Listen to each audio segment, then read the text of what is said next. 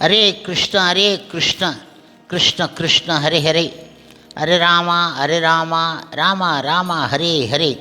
குட்டி கதைகள் 1062. இறைவன் மீது பக்தி செய்யும் தீவிரமான பக்தர்கள் அனைவருமே தாங்கள் படைக்கும் எந்த உணவிலுமே வெங்காயம் மற்றும் வெள்ளை பூண்டு என்பவனவற்றை சேர்த்து சமைத்து உண்பது அறவே கிடையாது என்பதற்கு ஆன காரண கதையினை காண்போம். முன்பு ஒரு சமயம் வெங்காயம் பூண்டும் ஒரு அசுரனின் உடலில் இருந்து பிறந்ததாகும். அது என்னவென்றால், திருப்பார்கடல் கடையும் சமயத்தில் அமிர்த கலசத்தை ஏந்தி கொண்டு தன்வந்திரி பெருமாள் கடலில் இருந்து வெளியே வந்தார். நீண்ட ஆயுசை கொடுக்கக்கூடிய அமிர்தத்தை பருக தேவர்களும் அசுரர்களும் காத்து இருந்தார்கள் போட்டி போட்டு.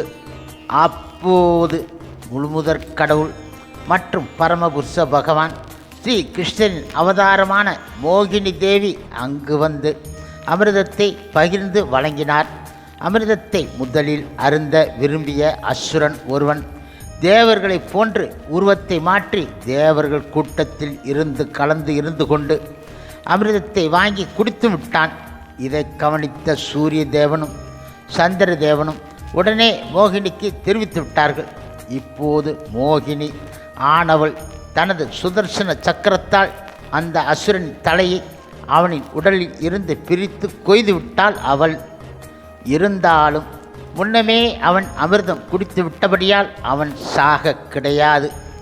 அதனால் அந்த அசுரன் தலைக்கு பாம்பின் வாளையும் அவனின் உடலுக்கு பாம்பின் தலையை வைத்து இணைத்து விட்டார்கள்.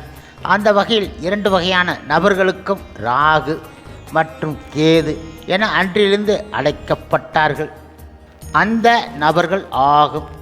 இப்பொழுது அமிர்தம் குடித்தமையால் ராகு மற்றும் கேது ஏற்கனவே வெட்டப்பட்ட அவர்களின் கழுத்திலிருந்து வடிந்த இரத்தமானது பூமியில் விழுந்து அவைகள் சிகப்பான வெங்காயம் ஆகவும் மற்றும் வெள்ளை நிற வெள்ளை பூண்டாக உருமாறி விட்டன என்பதே நடந்த உண்மையாகும்.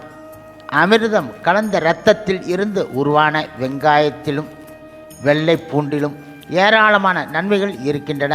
ஆனாலும் அசுரன் ஒருவனின் இரத்தத்தில் இருந்து உருவானது ஆகையால் இரத்தக்கரை படிந்த மாமிசத்திற்கு சமம் எனவும் மற்றும் தமோ குண உணவு ஆகும் என்பதே இந்த வெங்காயமும் வெள்ளைப்பூண்டும் ஆகும்.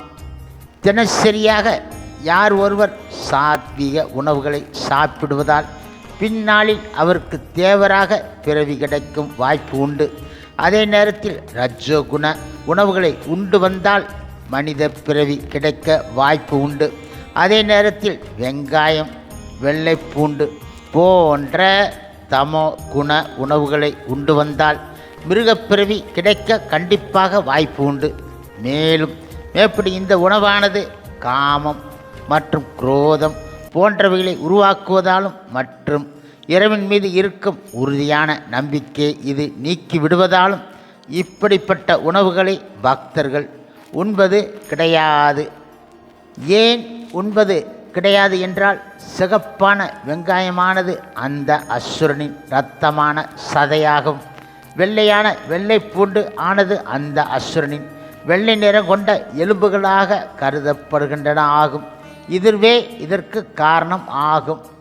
ஹரே கிருஷ்ண கிருஷ்ண கிருஷ்ண ஹரே ஹரே, ஹரே ராமா ராமா ராமா ஹரே ஹரே.